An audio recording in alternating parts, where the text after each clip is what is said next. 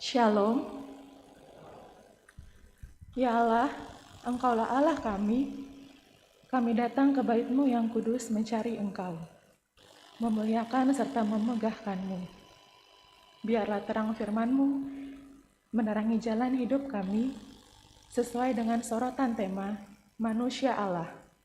Mari kita berdiri dan bersorak-sorai dengan pujian kita dari PKJ 13 ayat 1 sampai 3.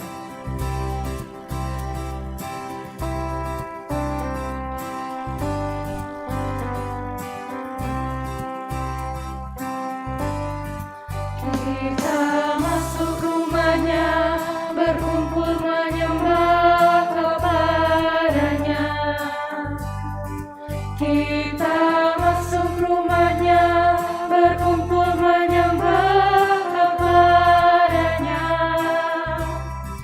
Kita masuk rumahnya, berkumpul menyembah kepada Kristus.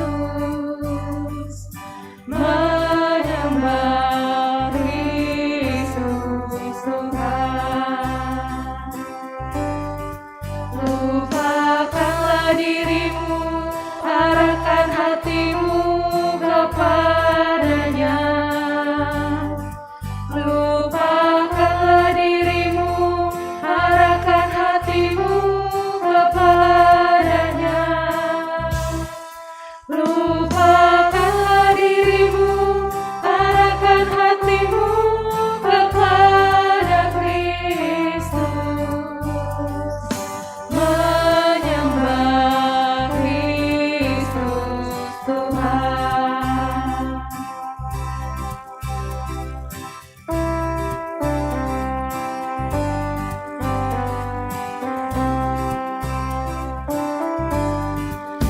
Muliakan namanya dan angkat tanganmu kepadanya.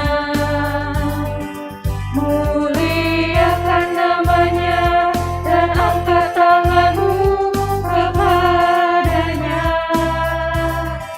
Muliakan namanya dan angkat tanganmu kepada Kristus.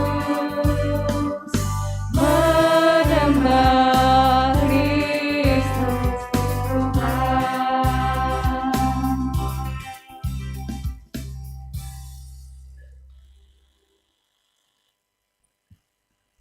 Bapak, Ibu, Saudara-saudara, kita akan mulai ibadah kita saat ini dalam satu pengakuan bahwa pertolongan kita adalah dalam nama Tuhan yang menjadikan langit dan bumi.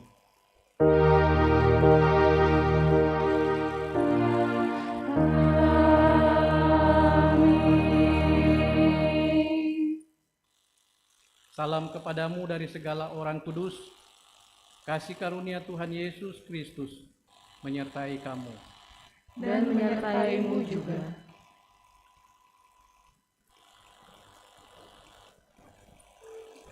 Kita akan masuk membaca Mazmur secara berbalasan yang terambil dari Mazmur 91 ayat 1 sampai 16. Orang yang duduk dalam lindungan yang maha tinggi Dan bermalam dalam naungan yang maha kuasa. akan berkata kepada Tuhan, Tempat perlindunganku dan kubu pertahananku, Allahku yang kupercayai. sungguh, dialah yang akan melepaskan engkau dari jera penangkap burung. Dari penyakit sampar yang busuk. Dengan kapaknya ia akan melindungi engkau. Di bawah sayapnya engkau akan berlindung. Kesetiaannya ialah perisai dan pagar tembok.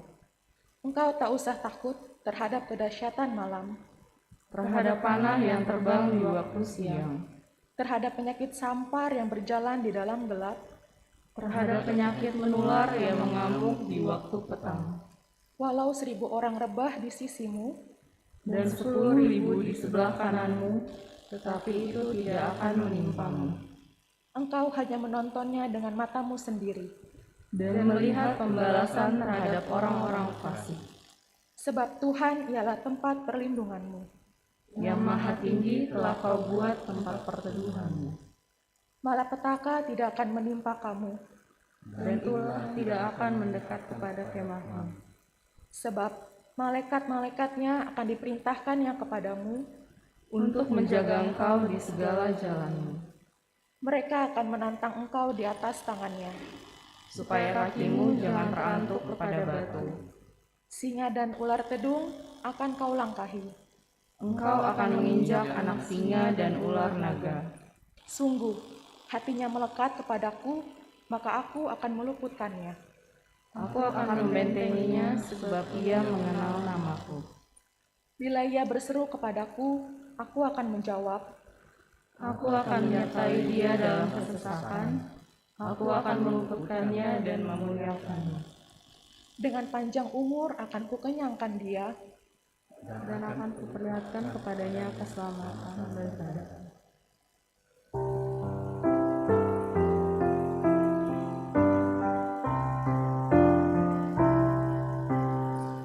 Dengan syukur pujilah Tuhan, biar namanya diserukan,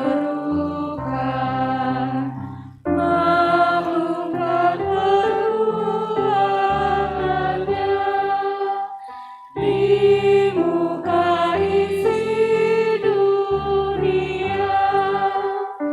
Bernyanyi bermazmur terus tentang karyanya yang kudus. Kita akan mendengarkan ke-10 berita Tuhan. Jemaat berdiri.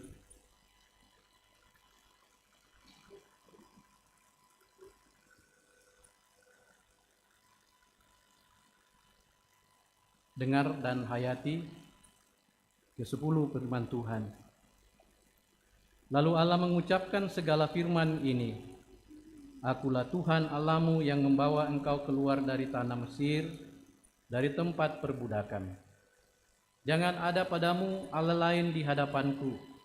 Jangan membuat bagimu patung yang menyerupai apapun yang ada di langit di atas, atau yang ada di bawah bumi, atau yang ada di dalam air di bawah bumi. Jangan sujud menyembah kepadanya, atau beribadah kepadanya. Sebab aku Tuhan Allahmu adalah Allah yang cemburu, yang membalaskan kesalahan bapa kepada anak-anaknya, kepada keturunan yang ketiga dan keempat dari orang-orang yang membenci aku. Tetapi aku menunjukkan kasih setia kepada beribu-ribu orang, yaitu mereka yang mengasihi aku dan yang berpegang pada perintah-perintahku. Jangan menyebut nama Tuhan Allahmu dengan sembarangan, sebab Tuhan akan memandang bersalah orang yang menyebut namanya dengan sembarangan. Ingatlah dan kuduskanlah hari Sabat. 6 hari lamanya engkau akan bekerja dan melakukan segala pekerjaanmu. Tetapi hari ke-7 adalah hari Sabat Tuhan Allahmu. Maka jangan melakukan sesuatu pekerjaan, atau engkau atau anakmu laki-laki, atau anakmu perempuan, atau hambamu laki-laki, atau hambamu perempuan, atau hewanmu atau orang asing yang di tempat kediamanmu. Sebab 6 hari lamanya Tuhan menjadikan langit dan bumi, laut dan segala isinya, dan ia berhenti pada hari ke-7. Itulah sebabnya Tuhan memberkati hari Sabat dan menguduskannya. Hormatilah ayahmu dan ibumu, supaya lanjut umurmu di tanah yang diberikan Tuhan Allahmu kepadamu. Jangan membunuh, jangan berzina, jangan mencuri, jangan mengucapkan saksi dusta tentang sesamamu, jangan mengingini rumah sesamamu, jangan mengingini istrinya atau hambanya laki-laki, atau hambanya perempuan, atau lembunya atau keledainya, atau apapun yang dipunyai sesama.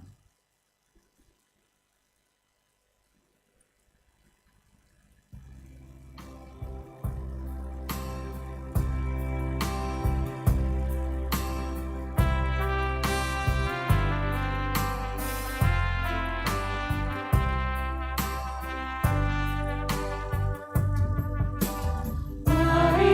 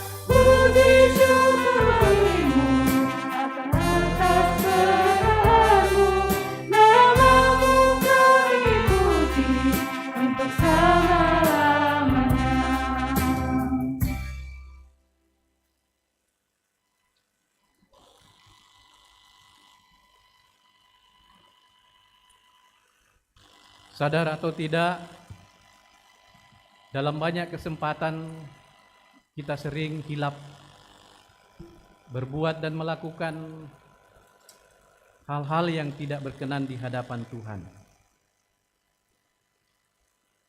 Dan setiap kali kita berhimpun menghadap Tuhan,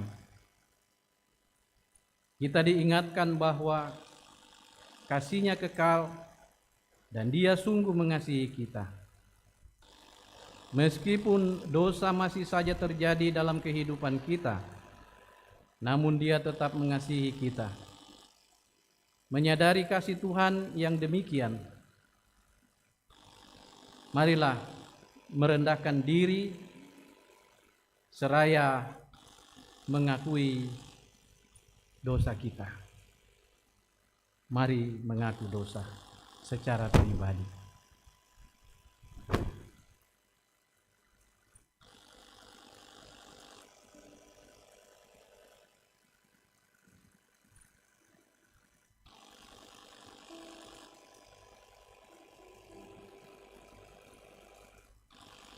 Kepada kamu sekalian yang tunduk dalam penyesalan, berita anugerah dari Allah dinyatakan kembali.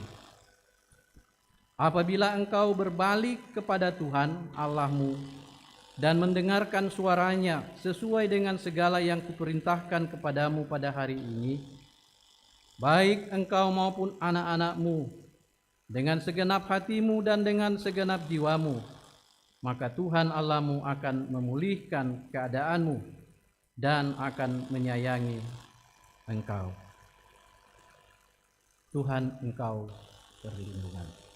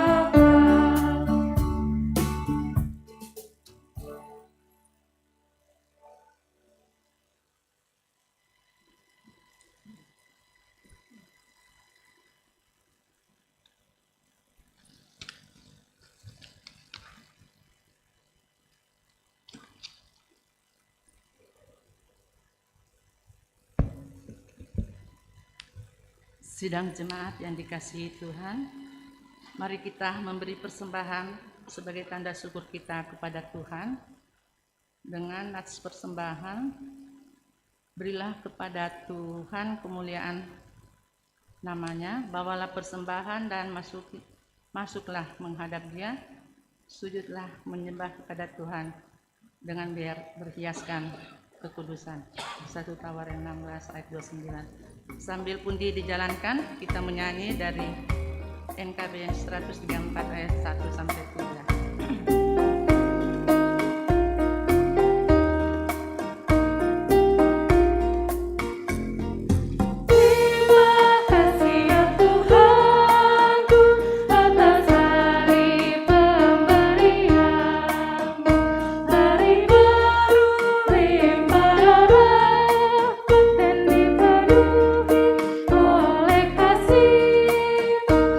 Curahkan pada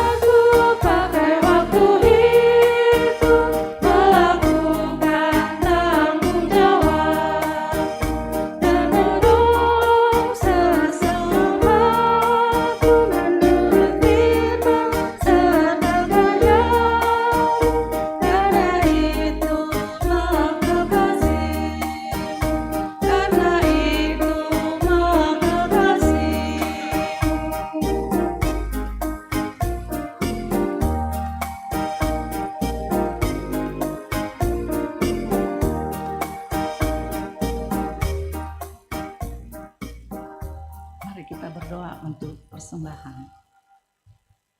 Bapa kami di dalam surga, kami mengucap syukur atas kebaikan Tuhan dalam hidup kami saat ini. Kami telah memberikan persembahan. Kiranya Tuhan yang memberikan sehingga persembahan ini dapat kami pakai demi kemuliaan nama-Mu. Berkatilah setiap tangan yang mengelolanya sehingga dapat mengerjakan seturut kehendak Tuhan. Di dalam Tuhan Yesus kami berdoa. Amin.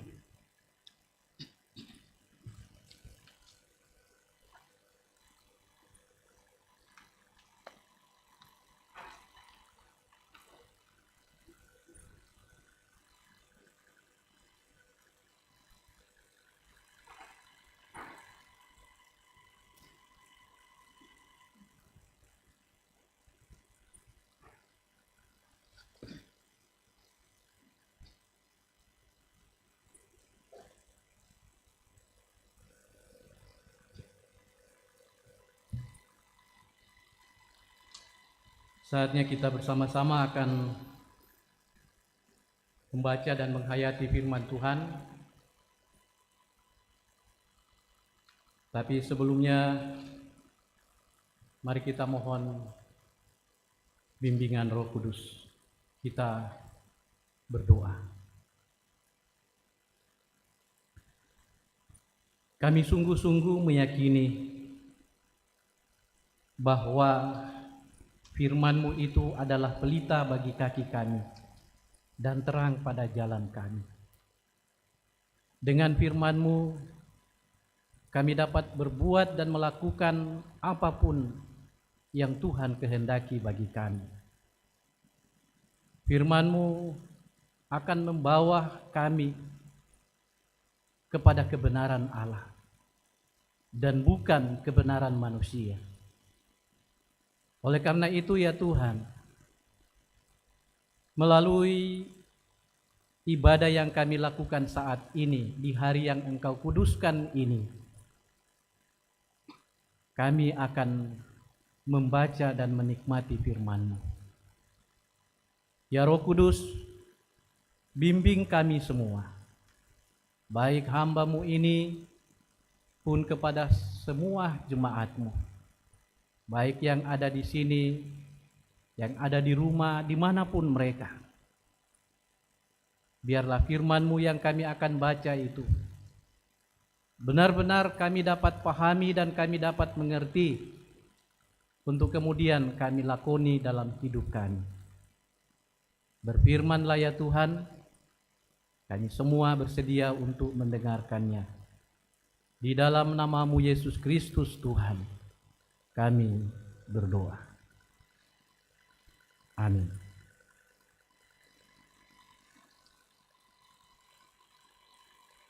Pembacaan firman Tuhan yang pertama terambil dari Yeremia 32 ayat 1 sampai ayat yang ke-15.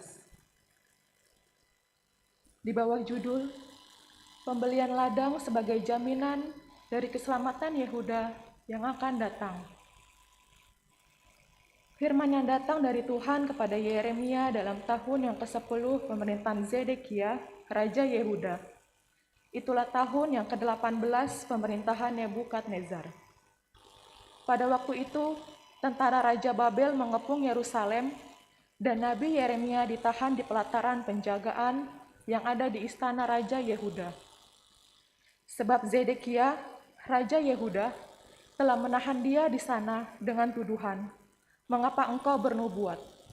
Beginilah firman Tuhan, sesungguhnya Aku menyerahkan kota ini ke dalam tangan Raja Babel supaya ia mendudukinya.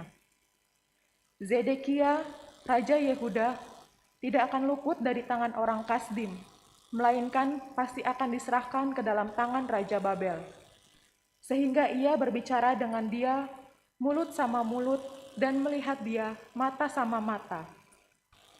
Zedekia akan dibawanya ke Babel, dan di sanalah ia akan tinggal.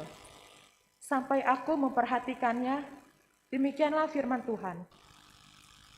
Apabila kamu berperang melawan orang Kasdim itu, kamu tidak akan beruntung. Berkatalah Yeremia, firman Tuhan datang kepadaku, bunyinya, Sesungguhnya, Hanamel, anak Salum, pamanmu, akan datang kepadamu dengan usul.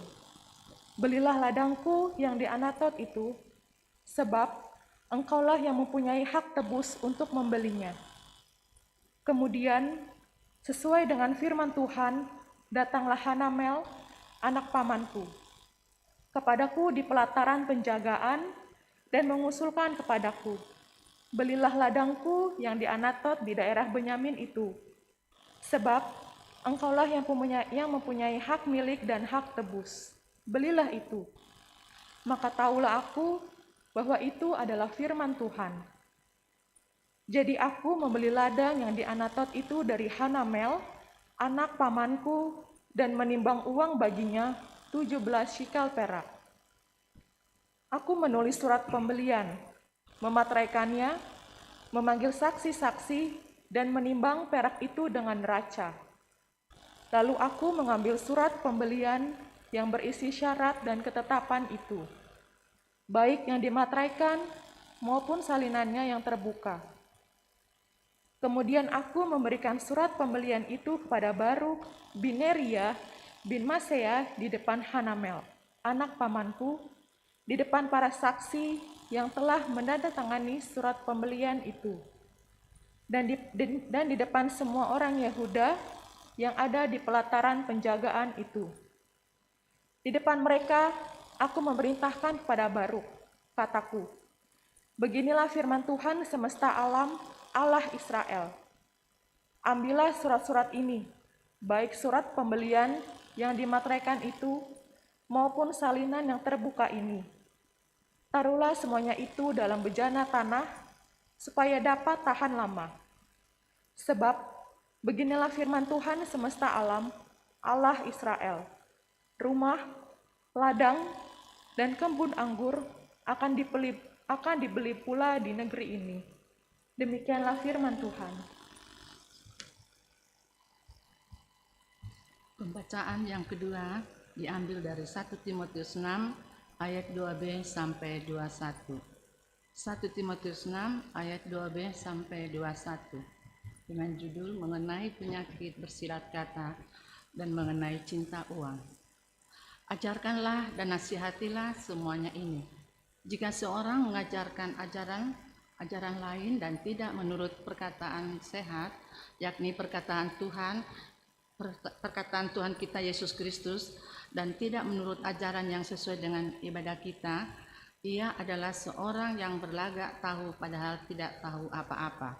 Penyakitnya ialah mencari-cari soal dan bersilat kata yang menyebabkan dengki, cedera, fitnah, curiga, percekcokan antara orang-orang yang tidak lagi berpikiran sehat dan yang kehilangan kebenaran, yang mengira ibadah itu adalah suatu sumber keuntungan.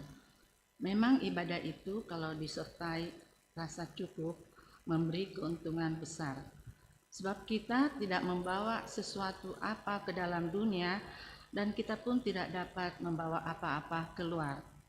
Asal ada makanan dan pakaian, cukuplah. Tetapi mereka yang ingin kaya terjatuh ke dalam pencobaan, ke dalam jerat, dan ke dalam berbagai-bagai nafsu yang hampa dan yang mencelakakan, yang menenggelamkan manusia ke dalam keruntuhan dan kebinasaan. Karena akar segala kejahatan ialah cinta uang. Sebab oleh memburu uanglah beberapa orang telah menyimpang dari iman dan menyiksa dirinya dengan berbagai-bagai duka. Tetapi engkau, hai manusia Allah, jauhilah semuanya itu. Kejarlah keadilan, ibadah, kesetiaan, kasih, kesabaran, dan kelembutan. Bertandinglah dalam pertandingan iman yang benar dan rebutlah hidup yang kekal. Untuk itulah engkau telah dipanggil dan telah engkau ikrarkan ikrar yang benar di depan banyak saksi, di hadapan Allah yang memberikan hidup kepada segala sesuatu, dan di hadapan Kristus Yesus yang telah mengikrarkan ikrar yang benar itu juga di muka Pontius Pilatus. Kuserukan kepadamu, turutilah perintah ini dengan tidak bercacat dan tidak bercelah, hingga pada saat Tuhan kita Yesus Kristus menyatakan dirinya, yaitu saat yang akan ditentukan oleh penguasa yang satu-satunya dan yang penuh bahagia, Raja di atas segala raja dan Tuhan di atas segala Tuhan. Dialah satu-satunya yang tidak takluk kepada maut, bersemayam dalam terang yang tak terhampiri. Seorang pun tak pernah melihat dia, dan memang manusia tidak dapat melihat dia. Baginya lah hormat dan kuasa yang kekal. Amin. Peringatkanlah kepada orang-orang kaya di dunia ini, agar mereka jangan tinggi hati dan jangan berharap pada sesuatu yang tak tentu, seperti kekayaan, melainkan pada Allah yang dalam kekayaannya memberikan kepada kita segala sesuatu untuk dinikmati. Peringatkanlah agar mereka itu berbuat baik, menjadi kaya dalam kebaikan, suka memberi dan membagi, dan dengan demikian mengumpulkan suatu harta sebagai dasar yang baik bagi dirinya di waktu yang akan datang, untuk mencapai hidup yang sebenarnya. Hai Timotius, peliharalah apa yang telah dipercayakan kepadamu. Hindarilah omongan yang kosong dan yang tidak suci, dan pertentangan-pertentangan yang berasal dari apa yang disebut pengetahuan. Karena ada beberapa orang yang mengajarkannya, dan dengan demikian telah menyimpang dari iman. Kasih karunia menyertai kamu. Amin.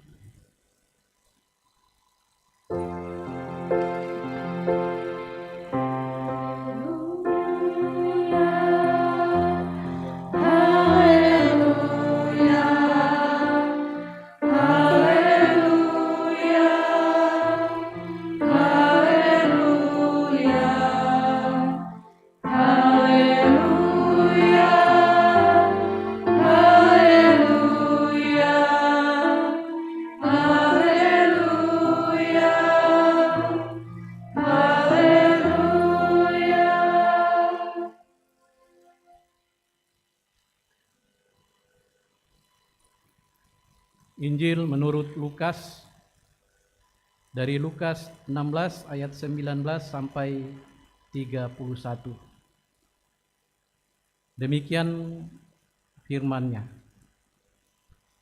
Ada seorang kaya yang selalu berpakaian jubah ungu dan kain halus, dan setiap hari ia bersukaria dalam kemewahan. Dan ada seorang pengemis bernama Lazarus, badannya penuh dengan borok, berbaring dekat pintu rumah orang kaya itu, dan ingin menghilangkan laparnya dengan apa yang jatuh dari meja orang kaya itu. Malahan anjing-anjing datang dan menjilat boroknya. Kemudian matilah orang miskin itu, lalu dibawa oleh malaikat-malaikat ke pangkuan Abraham. Orang kaya itu juga mati, lalu dikubur. Dan sementara ia menderita sengsara di alam maut, ia memandang ke atas, dan dari jauh dilihatnya Abraham dan Lazarus duduk di pangkuannya. Lalu ia berseru katanya, "Bapa Abraham, kasihanilah aku. Suruhlah Lazarus supaya ia mencelupkan ujung jarinya ke dalam air dan menyejukkan lidahku, sebab aku sangat kesakitan dalam nyala api ini." Tetapi Abraham berkata, "Anak, ingatlah bahwa engkau telah menerima segala yang baik sewaktu hidupmu, sedangkan Lazarus segala yang buruk sekarang." Saya ulang, sedang Lazarus segala yang buruk. Sekarang ia mendapat hiburan, dan engkau sangat menderita. Selain daripadamu itu di antara kami dan engkau terbentang jurang yang tak terseberangi, supaya mereka yang mau pergi dari sini kepadamu, atau mereka yang mau datang dari situ kepada kami tidak dapat menyeberang. Kata orang itu, kalau demikian, aku minta kepadamu Bapa, supaya engkau menyuruh dia ke rumah ayahku. Sebab masih ada 5 orang saudaraku, supaya ia memperingati mereka dengan sungguh-sungguh, agar mereka jangan masuk kelak ke dalam tempat penderitaan ini. Tetapi kata Abraham, ada pada mereka kesaksian Musa dan para nabi. Baiklah mereka mendengarkan kesaksian itu. Jawab orang itu, tidak, Bapak Abraham, tetapi jika ada seorang yang datang dari antara orang mati kepada mereka, mereka akan bertobat.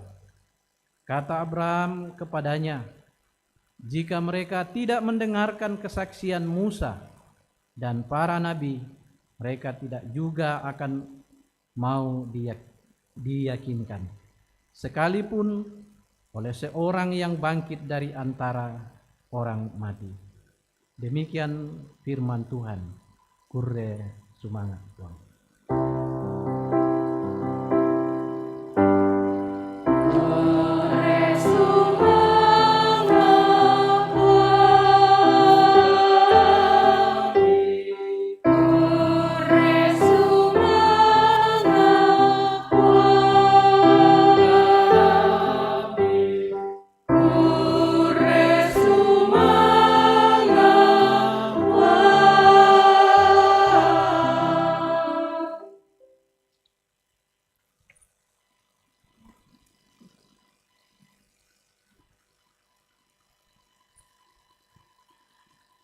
Shalom, selamat hari Minggu dan salam sehat untuk kita semua.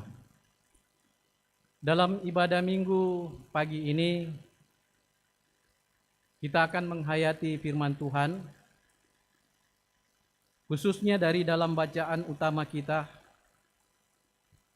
dari pertama Timotius pasal 6 ayat 2 bagian B sampai 21. Kita akan renungkan dalam satu tema, manusia Allah. Pertanyaan, apa sesungguhnya yang Paulus maksudkan dengan sebutan manusia Allah kepada Timotius, anak rohaninya itu, dalam ayat 11. Tetapi engkau, hai manusia Allah, the man of God. Apakah dengan menyebut the man of God kepada Timotius, yang adalah anak rohaninya itu, berarti Paulus menyebut Timotius itu adalah manusia setengah Allah? Atau Paulus menyebut Timotius adalah manusia super, tahu segala-galanya?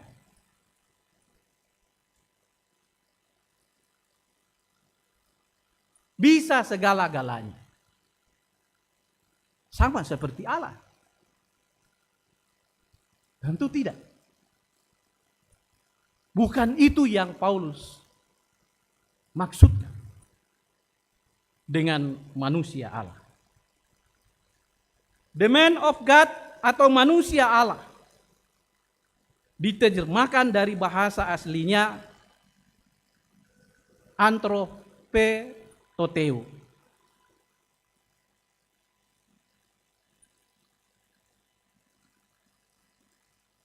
Diartikan sebagai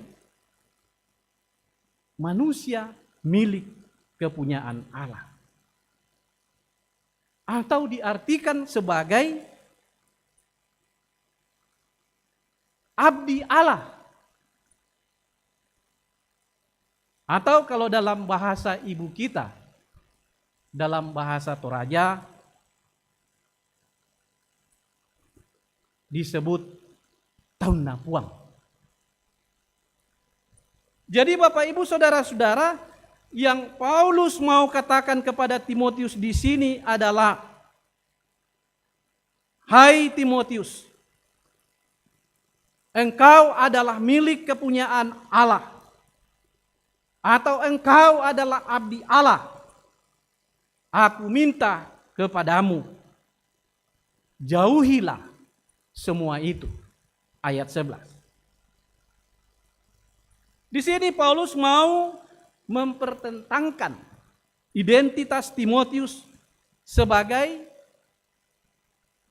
seorang abdi Allah atau sebagai milik kepunyaan Allah atau sebagai taunap uang, supaya ia bisa membedakan diri dengan para pengajar-pengajar sesat yang ada di dalam jemaat pada waktu itu, yang mengajarkan ajaran lain, ajaran yang tidak sesuai dengan ajaran Kristus. Mereka adalah orang-orang yang berlagak tahu, tapi sesungguhnya tidak tahu apa-apa. Nah, karena mangkasara sotta,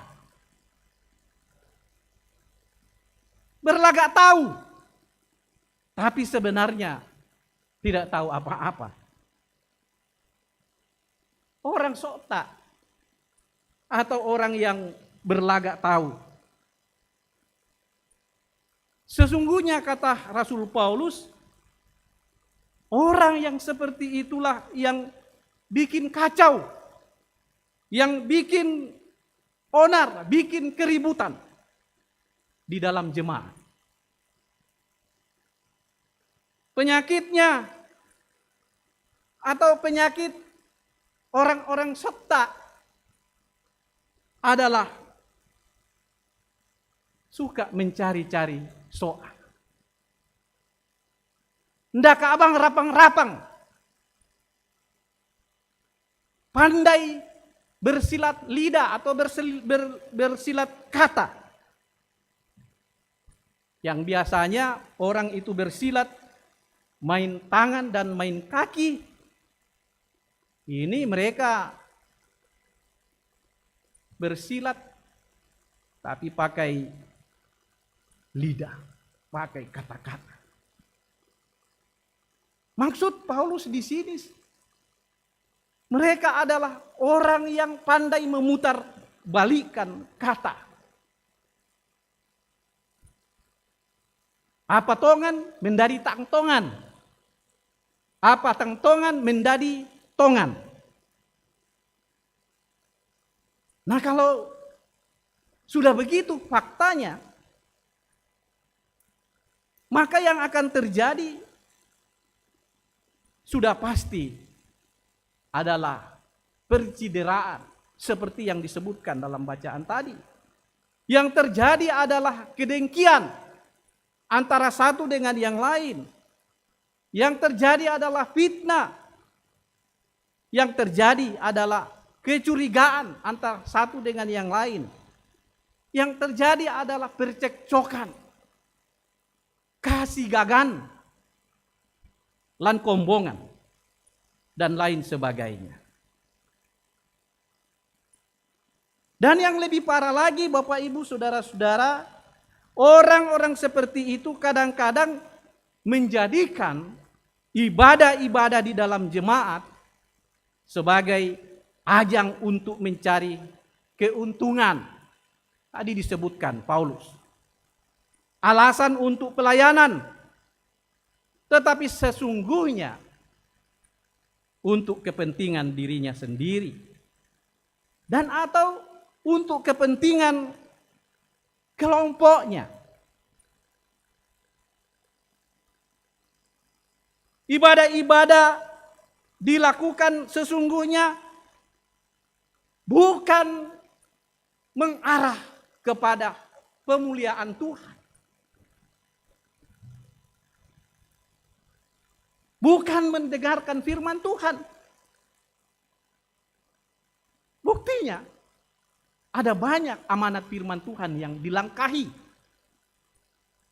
Dan itulah yang dikritisi oleh Paulus. Jadi kalau mereka rajin beribadah atau menggelar ibadah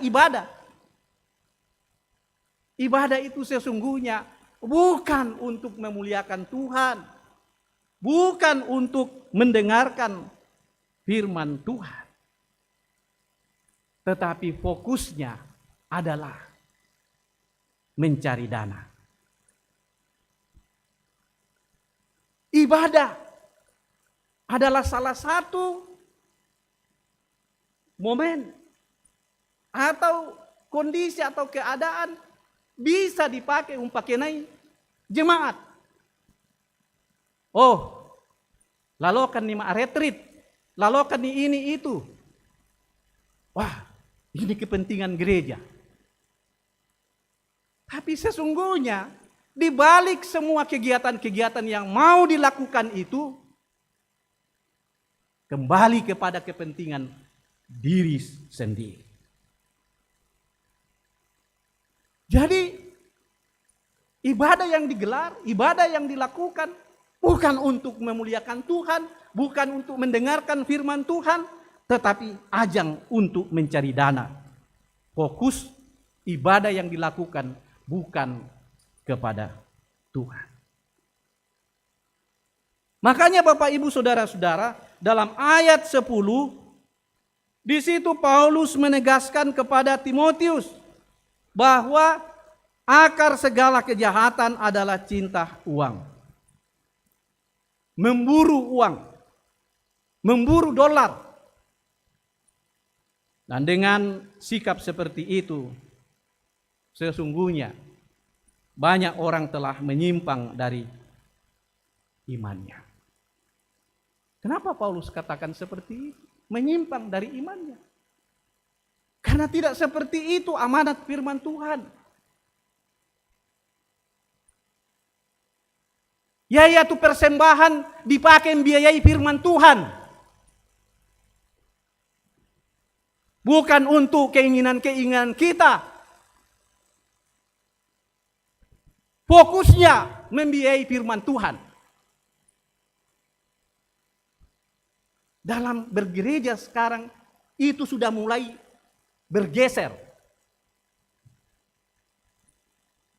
Marah dana yang seharusnya diperuntukkan untuk pelayanan firman Tuhan itu sudah beralih kepada hal-hal yang lain. Sehingga yang seharusnya menjadi fokus sudah nomor kesekian kalinya. Ini yang dikritisi oleh Paulus. Yang ia sampaikan kepada anak rohaninya. Supaya disampaikan. Paulus menegaskan semua ini kepada Timotius. Jauhilah semua itu. Ayat 11. Engkau yang adalah manusia Allah, the man of God. Taun napuang antropetoteu, yang adalah milik kepunyaan Allah. Kejarlah keadilan. Kejarlah ibadah. Tentu ibadah yang dimaksudkan Paulus di sini adalah ibadah yang sesungguhnya. Bukan fokus kepada diri, kepentingan diri. Tetapi fokus kepada Tuhan. Mendengarkan firman Tuhan. Bukan beribadah untuk mencari dana. Demi keinginan-keinginan tertentu. Tetapi kejarlah keadilan, ibadah. Kejarlah kesetiaan. Jadi setia melakukan apa yang sesungguhnya yang difirmankan Tuhan. kejarlah kasih, kejarlah kesabaran, kelemah lembutan, dan seterusnya. Paulus mengingatkan, bertandinglah dalam iman yang benar, dan rebutlah hidup yang kekal. Di sini Paulus menganalogikan atau mengumpamakan aktivitas rohani, kegiatan-kegiatan rohani dengan sebuah pertandingan. Kadang-kadang dalam pertandingan, entah itu bola, basket, atau catur, atau apapun, biasa ada orang yang curang.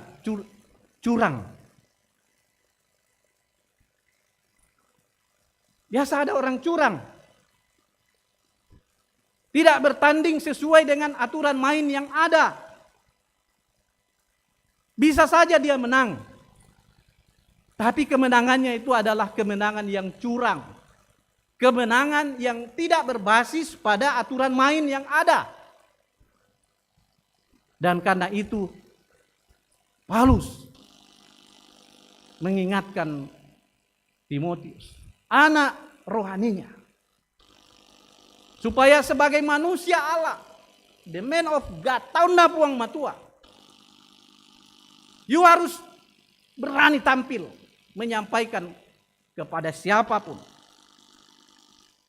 bahwa susir ya teh tutonganna. Kalau kita bertanding, kita harus mengikuti aturan main yang ada.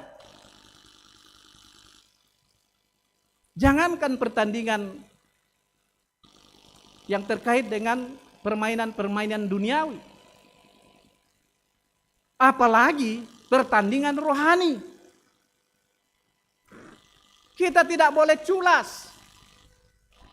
Yang namanya culas adalah tampil seperti orang yang rohaniawan. Woi, berbaik hati, selalu ngomong soal kebenaran dan lain sebagainya. Tapi ternyata di balik semua yang ia perlihatkan itu adalah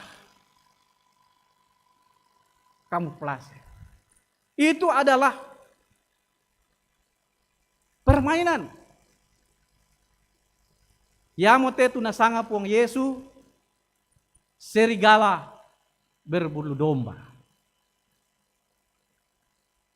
Fisiknya kelihatan domba, tapi hatinya buas. Serigala itu adalah binatang, apa bahasa biologi tu pemakan daging. Karnivora le. Kurang meman aku tu biologi. Ya.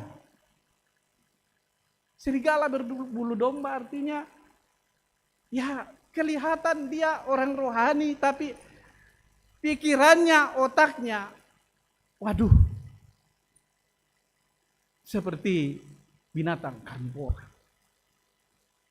Naku akan nang, bukan demi tinde, karapak demi tinde. Itu yang Paulus mau sampaikan kepada Timotius.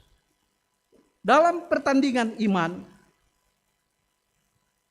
kita harus bertanding dengan benar. Semua aktivitas rohani yang kita buat, yang kita lakukan setiap hari, tidak dimotivasi oleh niat-niat yang tidak baik.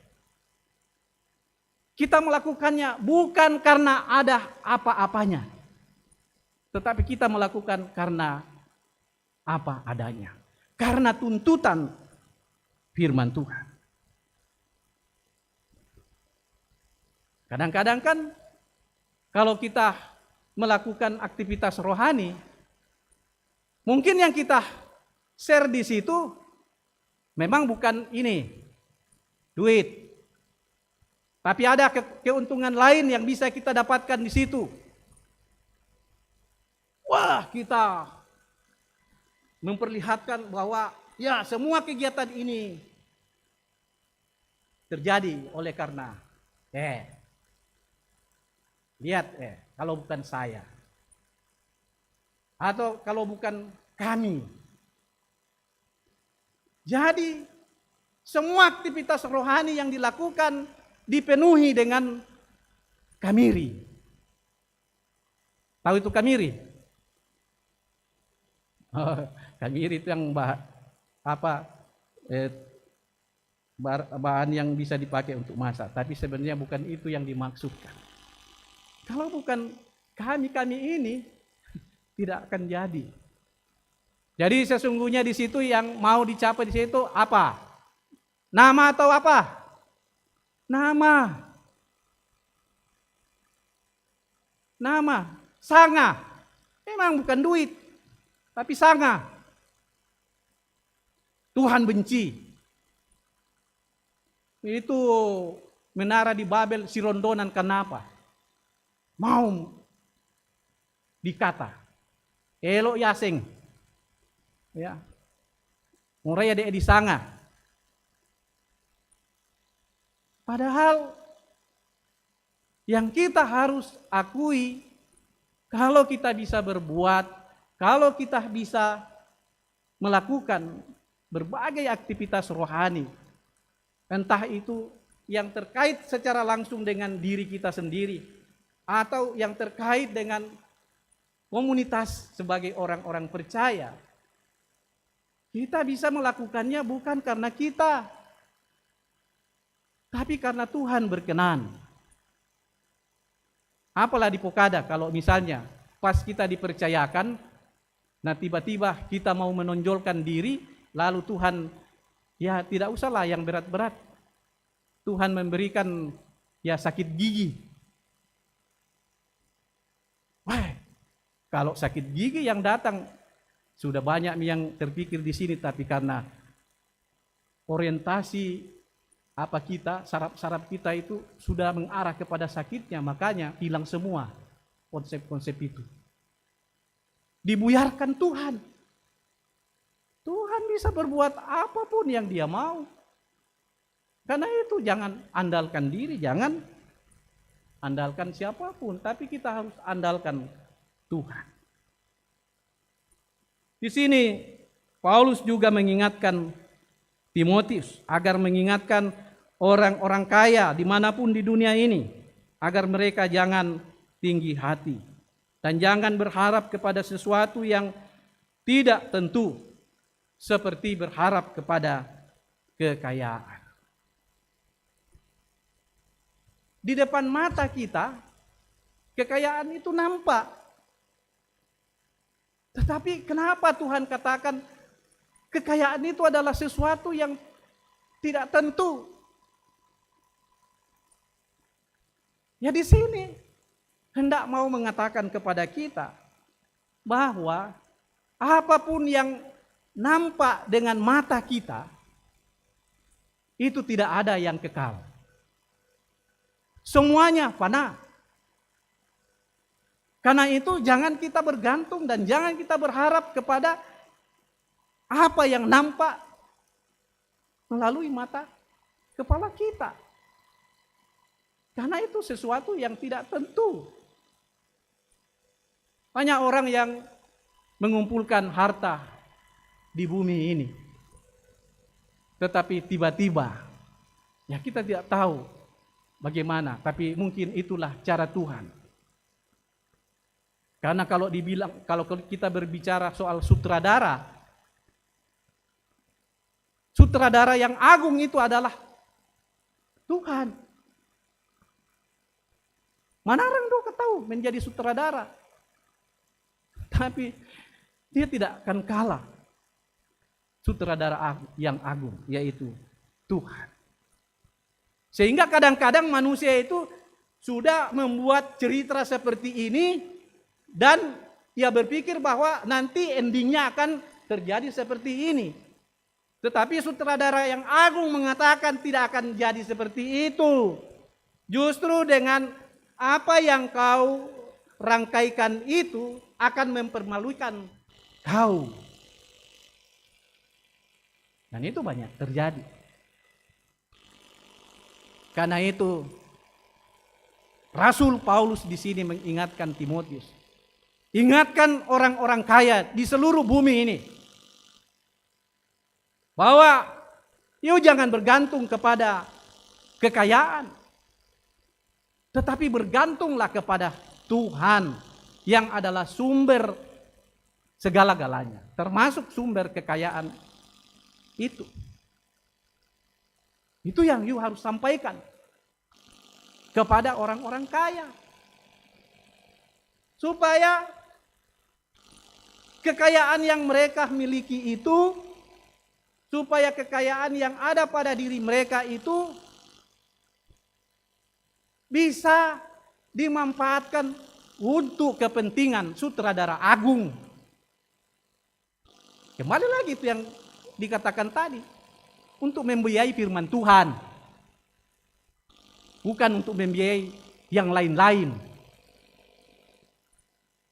Itu. Karena kadang-kadang orang kaya itu menyumbang. Ya betul, yang disumbang itu adalah gereja. Dengan alasan pelayanan. Ya orang yang mencari dana juga, ya punya orientasi juga lain. Atamalak orang kaya dengan alasan pelayanan. Nakwa duka mite orang kaya, nakwa oyo. Yang kupaben Buddha, pasti namaku akan naik. Elektabilitasku di dalam jemaat akan naik. Ya. Itu dalam pikirannya. Ini juga yang mencari dana. Oh, ya na buda-buda na Pak Aben to kaya. Abu ubang ke dan bisa dipirati jo. Tidak menjustis ya. Mudah-mudahan tidak seperti itu. Tapi, who knows? Siapa yang tahu? Mindat tiro imanu ketene. Tae. Melambi ipi ditiro. Ode mark ndedo sampai ditirtain najong. Tidak ada yang tahu. Hanya Tuhan yang tahu. Jadi apapun yang kita buat, apapun yang kita lakukan di bawah kolong langit ini, semua termonitor dari sutradara yang agung, yaitu Tuhan Allah. Dan karena itu jangan coba-coba membuat cerita untuk memenuhi keinginan kita sendiri. Tetapi ikutilah cerita yang memang sudah dirancang Tuhan di dalam firman-Nya, di dalam Alkitab ini, dari kitab Kejadian sampai kitab Wahyu. Itu ada hubungan benang merah dari kejatuhan manusia ke dalam dosa sampai ke dalam perjanjian baru. Dan itu sekarang sudah mulai digenapi. Nah Bapak Ibu Saudara-saudara, kita, saya, dan Bapak Ibu Saudara-saudara adalah the man of God. Adalah manusia Allah. Tahun naki puang matua. Karena kita ini, tahun na puang matua berarti kita ini adalah milik kepunyaan Tuhan.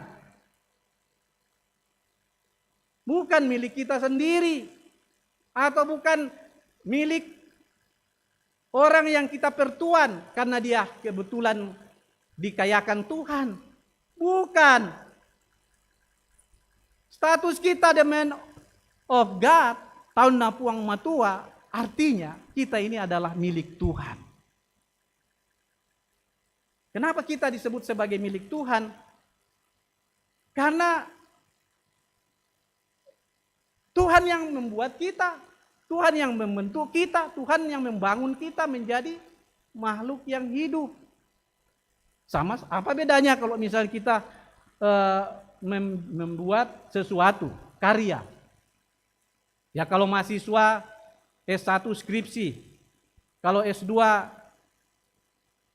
tesis ya, kalau S3 dan seterusnya. Berarti apa yang dibuat itu adalah karyanya. Orang akan katakan itu punyanya dia, tidak mungkin punya orang lain. Nah begitu juga, kenapa kita disebut sebagai the man of God? Sebagai tahun na puang matua. Karena dia yang buat kita, dia yang bentuk kita. Kalau menoleh ke belakang, kisah tentang penciptaan, di situ sangat jelas. Awalnya Tuhan membangun manusia, mengambil tanah, lalu dia bangun, lalu dia masukkan hidup ke dalam manusia, lalu hiduplah manusia. Nah karena dia yang buat kita, kita adalah milik kepunyaan. Karena kita adalah milik kepunyaannya, harapan Tuhan adalah kita menjadi abdi dia, abdi Allah. Dan karena itu, apapun yang kita buat, apapun yang kita lakukan dalam ketaatan kita kepada Sang Pembuat diri kita. Itu yang benar. Tapi kadang-kadang kita ini tidak tahu diri. Saya juga. Jangan nanti ada jemaat yang kembali, ya Tepandita Menarang Bari Makada. Saya juga. Kadang-kadang kita ini tidak tahu diri. Ya. Dan karena kita tidak tahu diri, kita tidak tahu status kita. Yang terjadi itu adalah mengikuti suara lain. Dan itu yang menjadi jalan jatuhnya manusia pada mulanya. Ingin sama seperti Tuhan. Mau menandingi Tuhan. Itu poinnya. Dan sampai hari ini masih seperti itu. Dipikirnya duitnya banyak di dalam bank itu adalah punya dia. Dipikirnya rumahnya yang gedongan itu adalah miliknya dia. Dipikirnya pangkat, jabatan, pikiran, kemampuan dan lain sebagainya itu adalah punya dia. Memang semuanya itu ada padamu. Ada pada diri kita. Tetapi itu dalam bahasa teologi dianugerahkan saja. Ya. Dipinjamkan kepada kita sebagai sesuatu yang gratis. Anugerah gratis ya. Coba kalau Tuhan yang katakan, kau Pak Anu, hari ini juga kau akan jadi orang yang jenius, pintar. Pasti pintar. Nah kita ini, ya susi aku teh, mukumang anak belajar bahasa Inggris, patek tandai. Karena saya ciptaan saja, terbatas. Saya tidak bisa melebihi dari Sang Penciptaku. Dan karena itu, saya harus tahu diri. Saya harus sadar diri. Bahwa apapun yang ada pada diriku, yang aku punya, itu adalah status pemberian. Merek P. Misalnya maniatu atau menlongami, apa mi? Misalnya mani ya tu banu menlongami, apa mi? Misalnya maniatu otak encermi adalah apa mi? Itu bisa saja Tuhan balikkan jika Tuhan melihat perilaku kita tidak sesuai dengan apa yang Ia inginkan bagi kita. Tapi Tuhan sangat bangga, bahkan menggendong kita.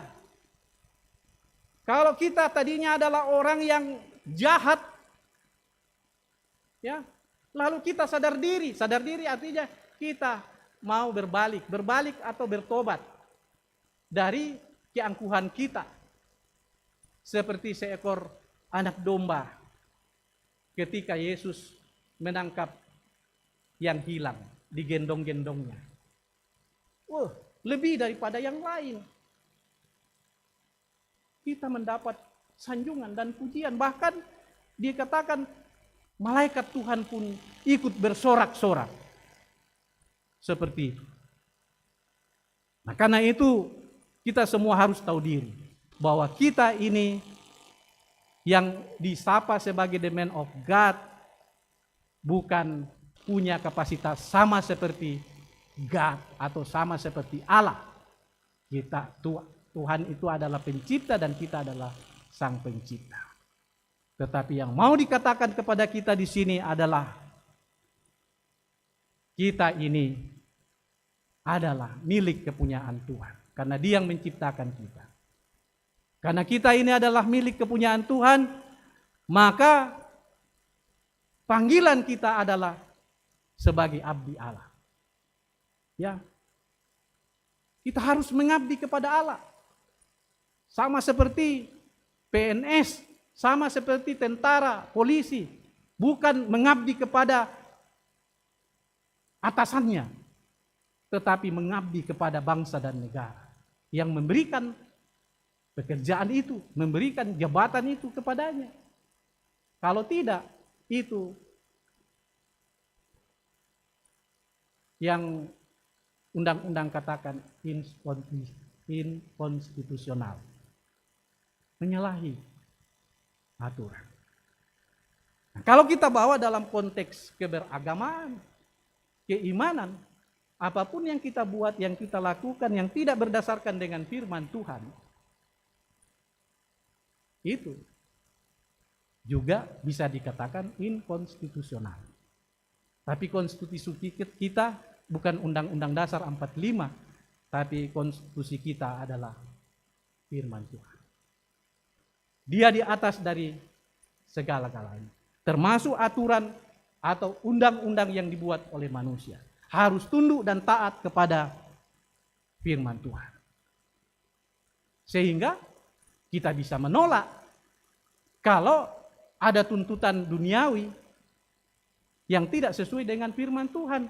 Nah, ini yang bisa kita pasang kuda-kuda biar kita mati demi ajaran Kristus. Itu. Tapi kalau hanya dipermalukan atau hanya karena kehilangan ini dan itu, ya emang harus begitu. Jangankan hartamu, nyawa kita pun akan pergi. Makanya kita harus tahu diri, kita harus sadar diri. Kita disebut the man of God karena anugerah di dalam Tuhan kita Yesus Kristus. Tapi itu hanya berlaku bagi setiap orang yang mau setia dan taat kepada ajaran Kristus dan mau menerima Kristus setiap saat dalam kondisi dan keadaan apapun dia. Kristus di atas segala-galanya. Amin.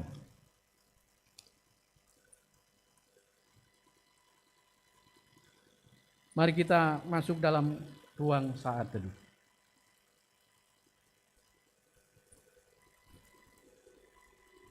Dalam banyak kesempatan, kadang-kadang kita menjadi orang-orang yang tidak tahu diri, menjadi orang-orang yang tidak sadar diri. Status kita sebagai ciptaan kadang kita ubah menjadi pencipta. Itulah yang membuat kita kadang tidak konsisten dalam menjalani hidup sebagai the man of God.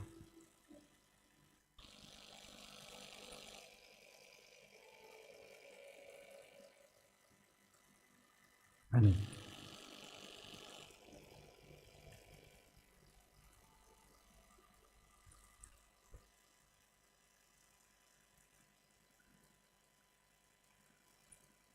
Sesuai dengan warta jemaat bahwa Jika tidak ada halangan,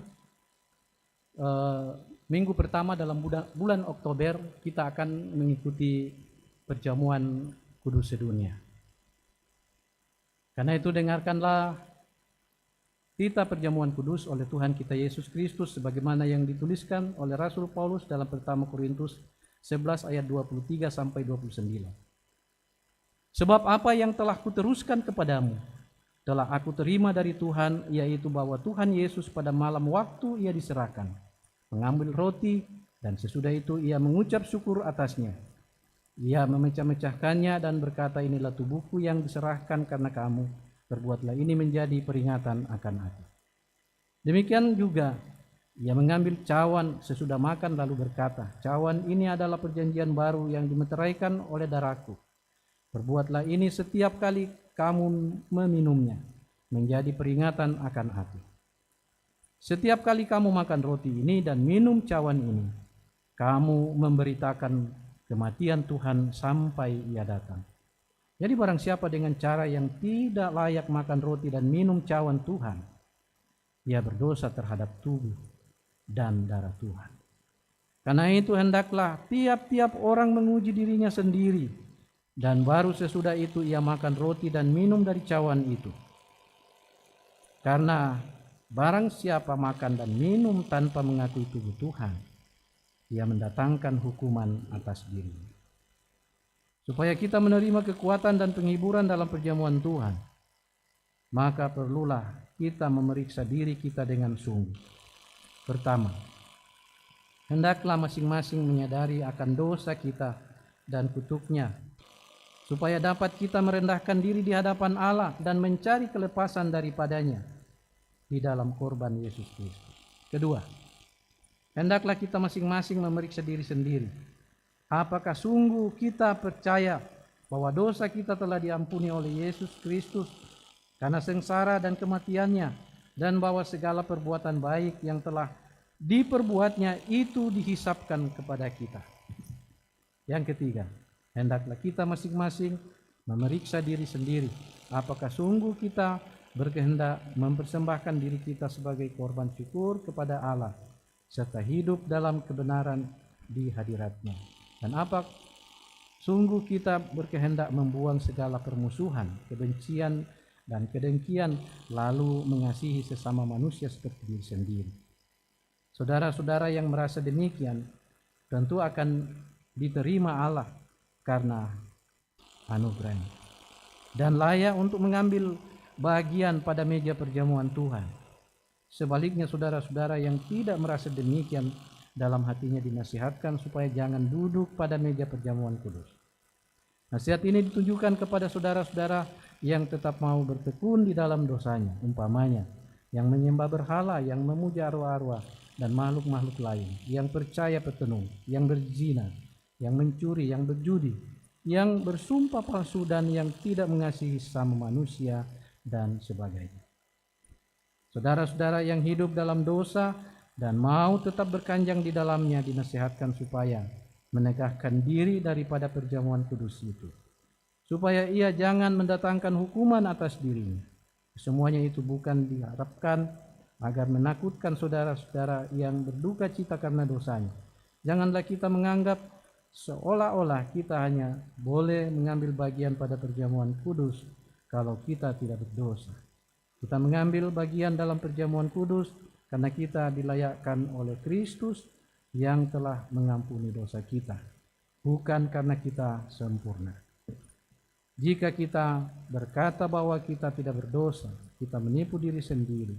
Jika kita mengaku dosa kita dan berniat sungguh-sungguh melawan kelemahan iman kita dan keinginan-keinginan yang jahat serta hidup menurut kehendak Allah, maka kita yakin dengan sungguh bahwa dosa dan kelemahan di dalam diri kita tak dapat merintangi kita untuk mengambil bagian dalam perjamuan kudus, sebab Allah menerima kita dalam anugerah. Mari kita menaikkan syafaat. Kita berdoa. Terima kasih ya Tuhan, untuk kebenaran firman-Mu yang telah kami nikmati dalam ibadah ini. Dalam segala kelemahan, kekurangan, dan keterbatasan kami, sehingga kami tidak mampu menyerap firman-Mu. Kami percaya Roh Tuhan akan berkuasa atas hidup kami, sehingga setiap firman-Mu akan dijelaskan sejelas-jelasnya kepada kami, untuk kemudian kami jalankan dengan baik sesuai dengan amanat firman-Mu. Berkati kami semua, khususnya yang berada di dalam ruang ibadah pada saat ini, dengan firman-Mu. Berkati kami semua jemaat-Mu dengan firman-Mu, sehingga dalam melangkahkan kehidupan kami, mengarungi kehidupan yang Tuhan anugerahkan, kami dapat menjalani dalam ketaatan pada firman-Mu saja. Tuhan, kami datang membawa seluruh keberadaan hidup kami, baik suka maupun duka. Tuhan tahu dan Tuhan melihat apapun yang terjadi pada diri kami. Biarlah kami semua dapat menjalani kehidupan yang Tuhan anugerahkan sesuai dengan amanat firman, mengucap syukur dalam segala hal. Tapi kami tetap memohon kepada Tuhan, terus mendoakan kondisi-kondisi yang tidak menguntungkan bagi kami, khususnya kepada semua saudara-saudara kami, warga jemaat-Mu yang saat ini sedang menderita karena sakit, baik yang sedang dirawat di rumah sakit maupun yang saat ini sedang berawat jalan. Tuhan, tolong kasihani kami, tolong pulihkan kami, tolong jauhkan dan hindarkan kami dari rasa sakit yang membuat kami terus-menerus berada di dalam ketidaknyamanan. Kami percaya ya Tuhan, Engkau adalah sumber segala pengharapan kami, yang akan memulihkan kami dalam kondisi-kondisi ketika kami berada dalam kelemahan. Kami bawa kepadamu keberadaan kami untuk kehidupan sehari-hari. Baik apa yang kami akan makan, minum, pakai, Tuhan, tolong sediakan untuk kami. Tolong cukupkan buat kami. Kami bisa bekerja, bisa berbuat dan melakukan apapun, tetapi semuanya berkat datang dari Tuhan. Karena itu kepada saudara-saudara kami yang hingga saat ini sedang dan terus mencari pekerjaan, Tuhan tolong bukakan jalan bagi mereka, peluang dan kesempatan kerja bagi mereka.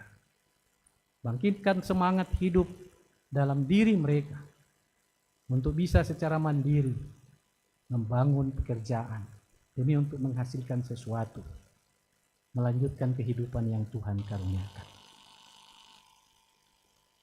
Kami berdoa untuk seluruh kegiatan dan aktivitas yang kami lakukan setiap hari, baik pelayanan di dalam persekutuan sebagai jemaat Tuhan di Keramat di sini, maupun aktivitas pekerjaan kami sebagai pegawai negeri, sebagai wira swasta, dan sebagai pengusaha. Tuhan, berkati semua apa yang kami buat, dan mampukan kami untuk bekerja dengan baik, sehingga kami pun juga akan menghasilkan sesuatu yang baik, yang berguna untuk kehidupan kami. Kami sadar ya Tuhan, bahwa jika kami masih ada hingga saat ini, itu bukan karena kami. Jika ada beberapa saudara-saudara kami boleh menikmati pertambahan usia 1 tahun lagi, khususnya sepanjang pekan ke depan, itu karena Tuhan.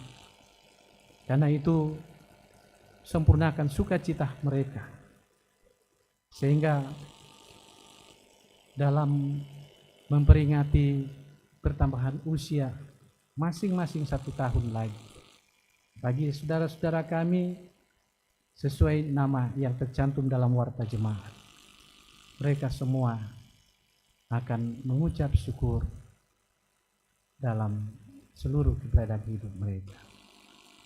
Mensyukuri pertambahan usia, mensyukuri pekerjaan, mensyukuri studi, mensyukuri kehidupan lebih-lebih, dan mensyukuri anugerah iman yang sudah dimiliki. Kami berdoa ya Tuhan, kiranya Tuhan memberkati kehidupan rumah tangga kami masing-masing, membawa kedamaian dalam hubungan kami sebagai suami istri, dalam hubungan kami sebagai orang tua dengan anak-anak kami, dengan anggota keluarga yang lain, sehingga dalam kehidupan berumah tangga kami semua hidup di dalam kedamaian Tuhan. Bapa di sorga, kami serahkan ke dalam tangan-Mu seluruh aktivitas pelayanan yang masih akan dilakukan ke depan oleh majelis gereja, oleh pengurus-pengurus OIG, khususnya pemilihan majelis gereja yang akan berlangsung. Juga rapat anggota pengurus OIG yang akan berlangsung pada waktu yang mereka telah tetapkan. Tuhan, biarlah semuanya dapat terlaksana dengan baik atas tuntunan Tuhan.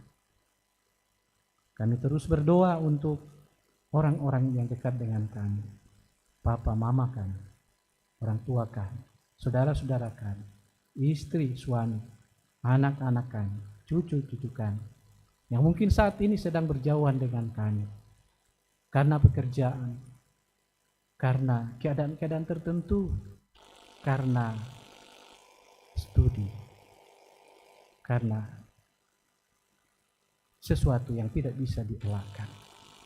Dimanapun mereka, di dalam maupun di luar negeri, kami terus doakan mereka, kiranya mereka tetap dalam keadaan kuat dan sehat.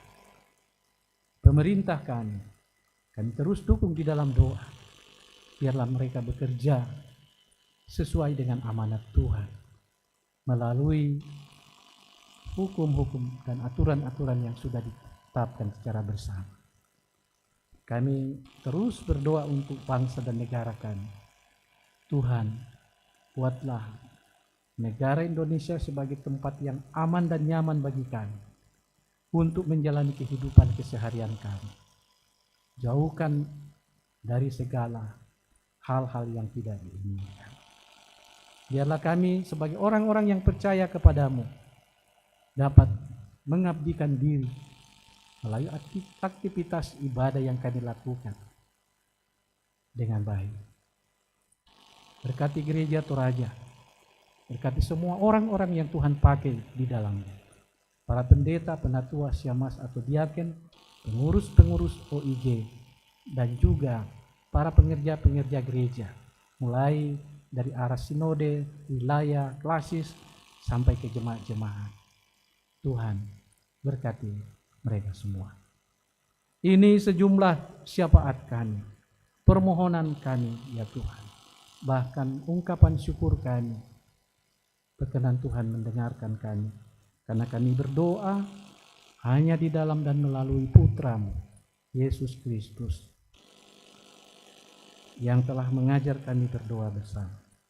Bapa kami yang di surga, dikuduskanlah nama-Mu, datanglah kerajaan, jadilah kehendak-Mu di bumi seperti di surga. Berikanlah kami pada hari ini makanan kami yang secukupnya, dan ampunilah kami akan kesalahan kami, seperti kami juga mengampuni orang yang bersalah kepada kami. Dan jangan membawa kami ke dalam pencobaan, tapi lepaskanlah kami daripada yang jahat. Karena Engkau yang punya kerajaan dan kuasa dan kemuliaan sampai selama-lamanya. Amin. Kita mengakhiri ibadah ini. Jemaat, silakan berdiri.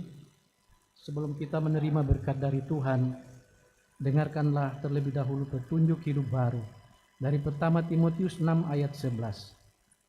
Tetapi engkau, hai manusia Allah, jauhilah semuanya itu. Kejarlah keadilan, ibadah, kesetiaan, kasih, kesabaran, dan kelembutan.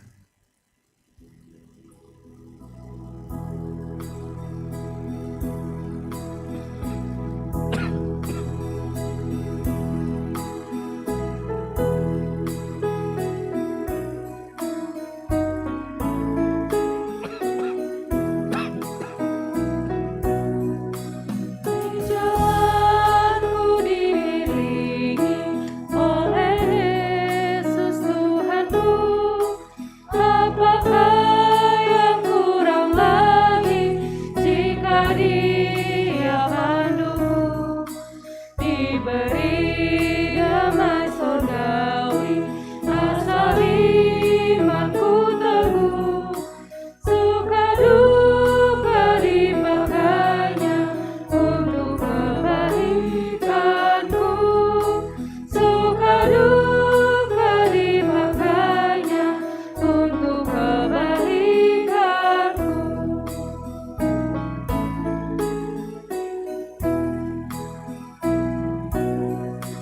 Di jalanku nyata sangat kasih Tuhan yang besar. Dijanjikan perhentian di rumahnya yang besar.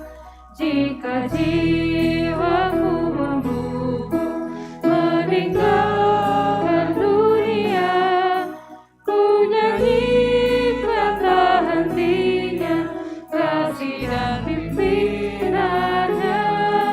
Ku nyanyikan tak hentinya kasih dan pimpinannya.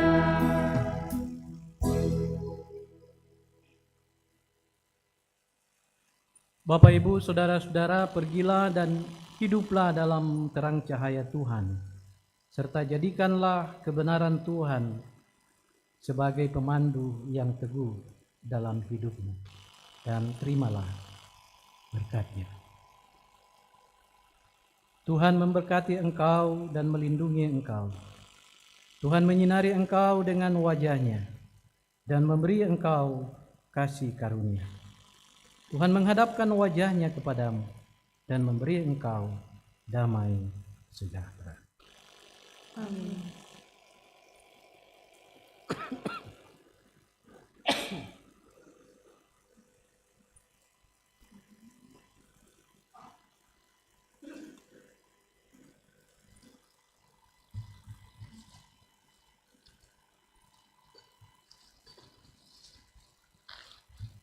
Shalom Bapak Ibu sidang jemaat yang dikasihi Tuhan.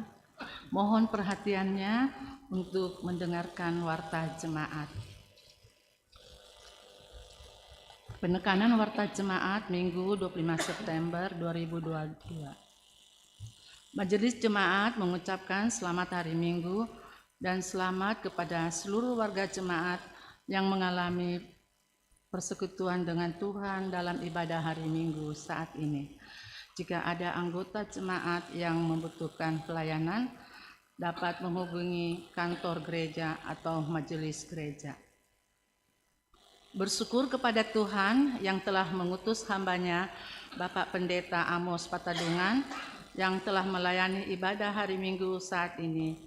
Semoga Tuhan senantiasa memberikan Bapak Pendeta Amos Patadungan dalam pelayanan dan keluarga. Saya ulang, semoga Tuhan senantiasa memberkati Bapak Pendeta Amos dalam pelayanan dan keluarga. Bersyukur kepada Tuhan yang telah memperkenankan semua yang telah melayani pada ibadah hari ini. Majelis yang bertugas, kantoria, pemain musik, operator multimedia, dan operator sound system. Tuhan memberkati Bapak, Ibu, serta saudara-saudari.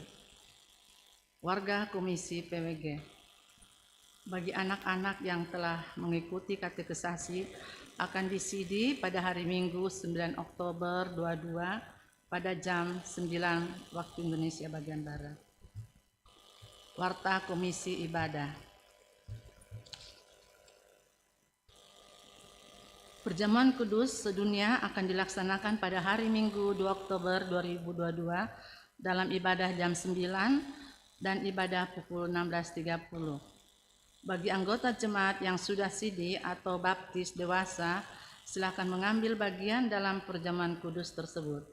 Sehubungan dengan itu, maka ibadah dalam bahasa Toraja digeser ke ibadah Minggu tanggal 16 Oktober 22 jam 9 WIB. Demikian untuk diketahui.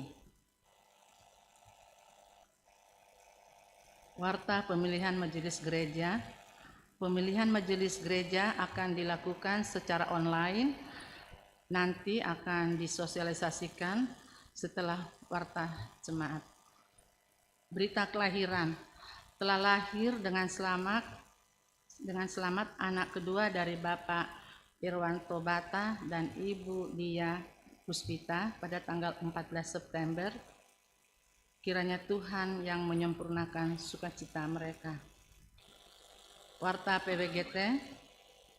Ibadah rutin PWGT dilaksanakan secara Zoom pada hari Sabtu 1 Oktober 22 pukul 16. Tuan rumah Ibu Ekawati Sumampo, Ibu Berta Karangan, Ibu Esther Lambe. Pelayan firman Pendeta Amos Patadungan. Warta PKB GT. Rapat pengurus PKB Jemaat Keramat akan dilaksanakan pada hari Sabtu 1 Oktober 22 jam 17 WIB. Agenda 1. Penetapan jadwal rapat anggota PKB Jemaat Keramat atau pemilihan pengurus baru. 2. Laporan progres program kerja tahun 2022. Dimohon semua anggota pengurus untuk hadir dalam rapat tersebut. Terima kasih atas perhatiannya. Tuhan memberkati selalu. Warta PPGT.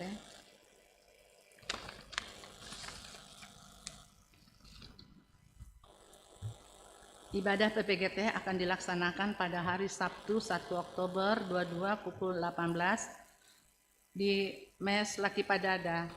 Pelayan firman Pendeta Yulia Tangalayu. Salam, sehubungan dengan program kerja PPGT untuk perkunjungan kasih dan bekerja sama dengan PPGT Klasis Pulau Jawa ke Panti Asuhan Bakti Kasih pada tanggal 1 Oktober 22, maka PPGT Jemaat Keramat akan mendonasikan bantuan berupa pakaian layak pakai dan alas kaki. Untuk itu pengurus PPGT Jemaat Keramat memohon partisipasi dari anggota jemaat bila ada memiliki pakaian layak pakai dan alas kaki usia 5 tahun sampai dengan kuliah yang ingin didonasikan agar dapat menghubungi koordinator bidang sosial yaitu Saudara Takbi dan Saudara Aca Singkali. Pengumpulan donasi mulai dari hari ini sampai tanggal 30 September 2022. Terima kasih. Selanjutnya PPGT akan mengadakan latihan kepemimpinan pemuda dasar atau LDK yang akan diadakan tanggal 21 sampai 23 Oktober di Villa Bukit Berkat. Diharapkan rekan-rekan pemuda berpartisipasi. Dalam kegiatan ini pendaftaran sudah dibuka, silakan hubungi pengurus PPGT Saudara Aca dengan nomor telepon 0877 2489 04. Hari ini panitia LKPD PPGT akan mengadakan pencarian dana berupa aksi amplop tulisannya gitu. Pencarian dana berupa aksi amplop. Dimohon dukungan dari warga jemaat untuk kegiatan pemuda. Ibadah syukur keluarga Nyonya Dina S. Dare akan dilaksanakan pada hari Minggu 2 Oktober jam 12 WIB. Pelayan Pendeta Yulia Tangalayu, pendamping penatua Nyonya Yeni El Tandung, Diaken Nyonya Marni Buntu, alamat Asrama John Air, Jalan Sena 11, Blok BH, nomor 9 Semper.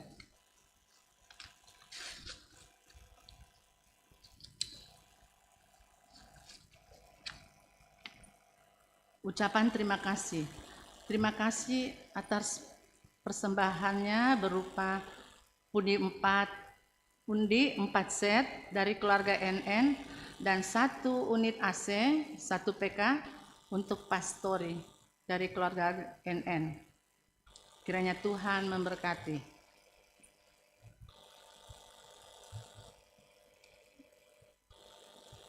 Lowongan kerja, dibutuhkan lowongan kerja sebagai staf tata usaha Gereja Toraja Jemaat Keramat dengan persyaratan sebagai berikut. 1. Pendidikan minimal D3, berusia antara 25 sampai 35 tahun, beragama Kristen Protestan. Dapat mengoperasikan komputer dengan terampil menggunakan MS Office, Excel, Word, PPT. Bersedia mengikuti jam operasional di gereja. Dan sehat jasmani dan rohani. Lamaran dapat disampaikan secara langsung ke tata usaha gereja atau dikirimkan ke alamat Jalan Keramat Jaya, Gang Pepaya 2, nomor 16, Kelurahan Semper Barat, Kecamatan Cilincing, Jakarta Utara. Lamaran bersifat terbuka baik kepada warga jemaat dan bukan warga jemaat Gereja Toraja sepanjang memenuhi persyaratan yang ditetapkan. Seperti yang sudah didoakan tadi, ucapan ulang tahun, kiranya selamat ulang tahun bagi pada anggota jemaat yang merayakan ulang tahun dalam minggu pekan ini. Tuhan memberkati. Dan juga berita sakit, mohon dukungan dari warga, dukungan doa warga jemaat untuk saudara-saudara kita yang dirawat dan berobat jalan.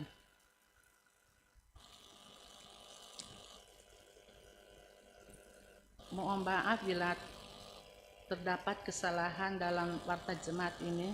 Koreksi tambahan dapat disampaikan ke kantor gereja, TU, dan majelis gereja. Dan selanjutnya disilahkan kepada panitia pemilihan majelis untuk mensosialisasikan pemilihan majelis secara online. Terima kasih.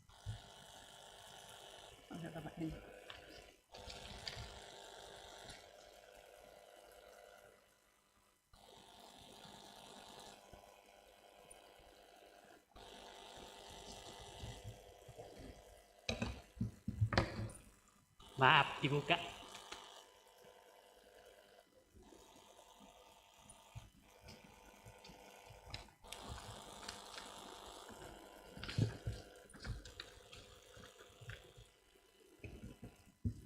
Terima kasih atas kesempatan yang diberikan.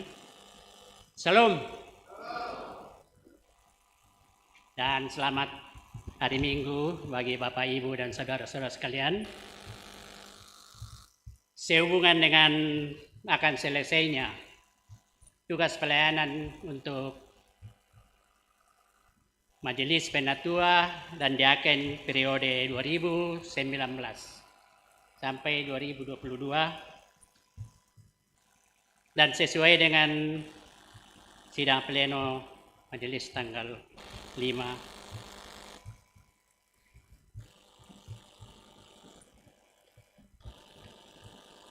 dan surat keputusan PMG yang telah menunjuk panitia yang diketuai oleh Bapak Penatua Manuel Muson dan sebagai bendahara Ibu Yeni Soluk dan sebagai sekretaris kami sendiri, dan dibantu dengan anggota setiap sektor, koordinator sektor. Maka pada kesempatan ini kami akan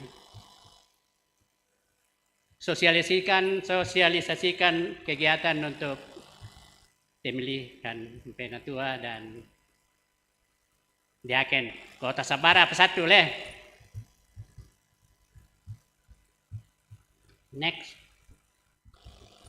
Ya, yang poin pertama itu memperbaharui database gereja anggota jemaat keramat.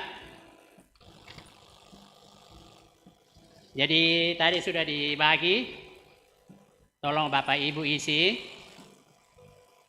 Ini manual, bisa juga dengan online.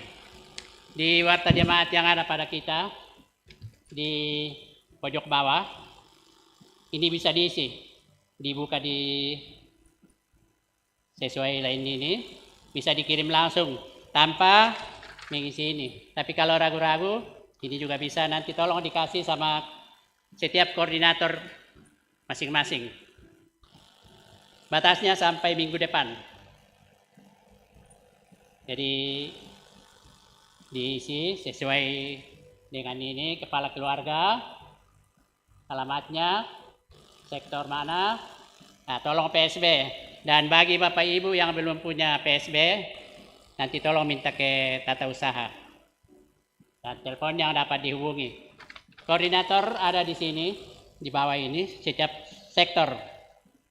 Jadi tidak usah ragu-ragu kalau ada case kurang jelas atau ragu, ya hubungin aja di bawah ini. Dan yang kedua, penyaringan bakal calon. Itu tolong dari setiap sektor. Tati romami siapa-siapa yang berkompetensi di sektor kita untuk menjadi penatua dan majelis. Nanti dibantu sama koordinator sektor, dikumpul nama-namanya. Terus yang ketiga, pemilihan. Nanti kalau sudah kekumpul, nanti kita saring lagi di gereja. Next. Ya, setelah dari sektor balon akan jadi calon, nanti kita pilih majelis penatua dan diaken itu dipilih secara umum. Jadi sektor Semper, sektor Sukapura, sektor Kebun Baru, Walang. Jadi dipilih majelisnya sama-sama. Tapi kalau balon, calon itu dari sektor masing-masing.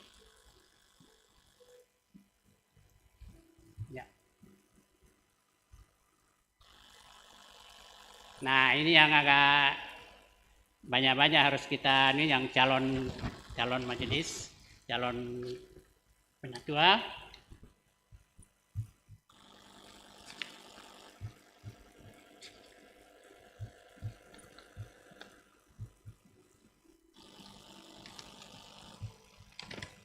Ya, poin pertama, ini yang poin pertama sampai poin 4 kita ambil sesuai dengan tata gereja Toraja.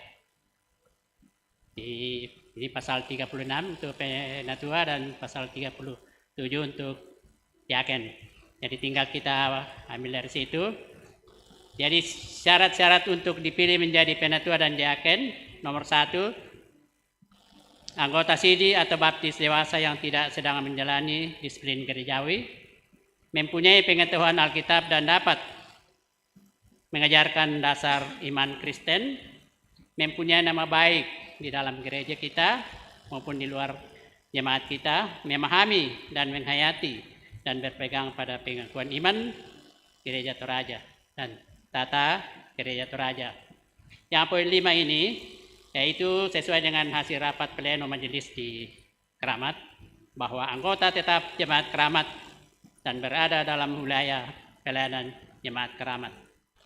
Yang poin 6, yang akan dipilih dalam kondisi sehat, baik jasmani dan rohani. Jadi untuk ini, biar nanti kalau sudah masuk calon, biar mudah. Kalau tidak sehat, ya kota kondisikan mami to kaleta. Mui matua ke sehat, kota kondisikan mami kaleta. Yang apakah masih sanggup, apa tidak sanggup, nah itu maksudnya. Poin ke-7, jika sudah menjadi majelis dalam 2 periode terakhir secara berturut-turut, maka tidak akan masuk dalam calon majelis. Ya contohnya, misalnya Bapak Sapan sudah 2 kali berturut-turut, tak menemani di pertama toh. yang 2 kali berturut-turut ya, berarti dia sudah 6 tahun berturut-turut di majelisan. Jadi secara otomatis tidak dimasukkan. Nanti di sektor Pak ya, tolong itu dicoret yang udah 2 periode, jadi yang masuk nanti di salah satu dari suami istri atau salah satu dari suami atau istri. Jadi nanti kalau udah masuk di balot calon, lebih bagus kau sebab kada-kada mau komito. Tama 2 kita, nah patungan 2 kita tahu. Komindan kita mau tulah mundur bisa. Ya, jadi suami istri yang boleh masuk 1 orang. Tapi kalau anak yang sudah sidi boleh. Jadi anak, bapak, ibu salah satunya boleh. Hanya kalau suami istri nggak boleh. Nomor 8, bersedia jika sudah menjadi majelis untuk mengangkat tugas pelayanan rutin. Memiliki komitmen dalam pelayanan. Nah, tolong ini semua koordinator diberikan pemahaman. Jangan ya misalnya mana 3 bulan dilantik majelis bertugas mau sehingga mungkin perlu berpikir sebelum dimasukkan, ditanya dulu kalau ada memang apakah bersedia di Jakarta. Kan kita periodenya itu dalam 3 tahun, jadi jangan ibaratnya cuma ya 5 bulan 6 bulan jadi majelis, nanti yang bereban teman kita. Next.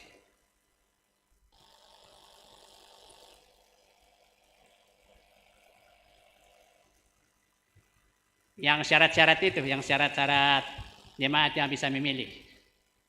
Ya ini sudah dikatakan bahwa anggota warga jemaat keramat yang sudah sidi atau baptis dewasa.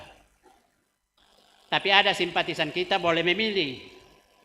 Misalnya anggota MES itu boleh memilih. Jadi bagi bapak-bapak yang di MES ya boleh memilih, karena dia itu simpatisan kita dan mereka juga memenuhi kewajiban. Next. Ya, ini tugas penatua. Saya rasa gampang nanti kalau saya terpilih ada di sini. Next. Ya, dia akan juga sama.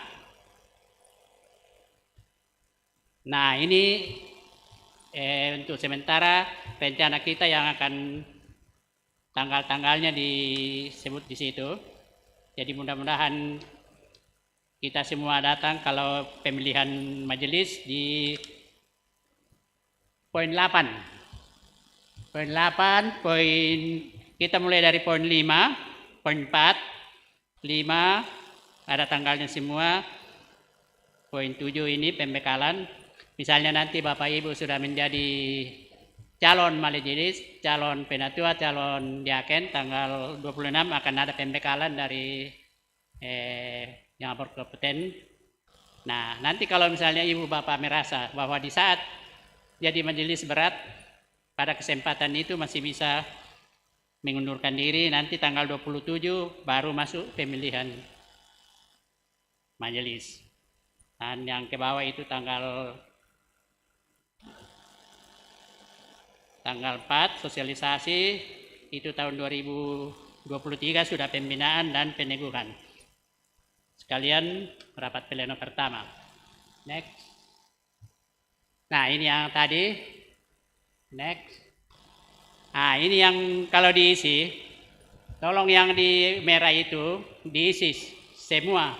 Bila mana tidak diisi semua, Bapak Ibu kirim, dia tidak akan kekirim. Jadi tolong diisi. Ya, next. Pada moto Kurusumanga, Kamaritian Kesolanasang, terima kasih atas perhatiannya. Balik.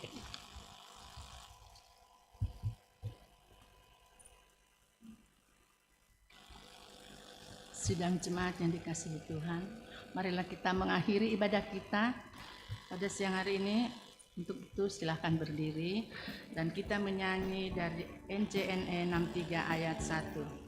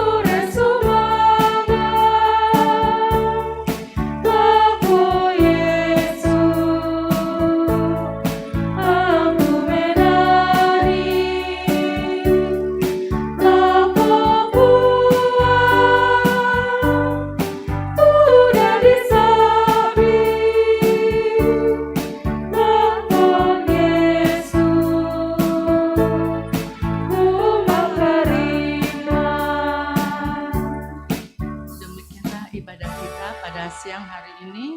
Selamat hari Minggu, Tuhan Yesus memberkati.